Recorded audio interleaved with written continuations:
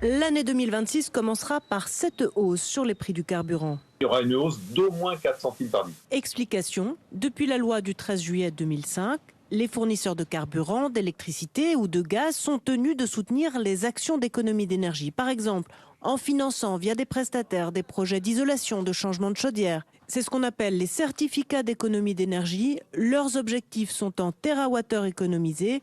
Ils sont fixés par l'État sur plusieurs années. Or, pour 2026-2030, ils sont nettement plus ambitieux que pour la période précédente. Il y a un décret qui est paru il y a 10 jours. Les objectifs d'économie d'énergie qui doivent être réalisés par tous les fournisseurs d'énergie, dont les fournisseurs de carburant que nous sommes, vont augmenter de 35%. Les marges nettes de distribution, donc le bénéfice du distributeur, ces marges nettes sont très faibles et donc il n'y a pas du gras dans lequel on pourrait taper pour absorber une partie des surcoûts. Le surcoût sera donc payé par le consommateur d'énergie. Elle est grande, hein, l'augmentation. De toute façon, on est obligé de rouler, donc si ça augmente, on ne peut pas faire grand-chose. Et on se pose la question vraiment jusqu'à où ça va augmenter. Les certificats d'économie d'énergie ne sont pas un impôt, mais d'après la Cour des comptes, en 2023, ils ont représenté pour les ménages un peu plus de 4% des factures d'énergie.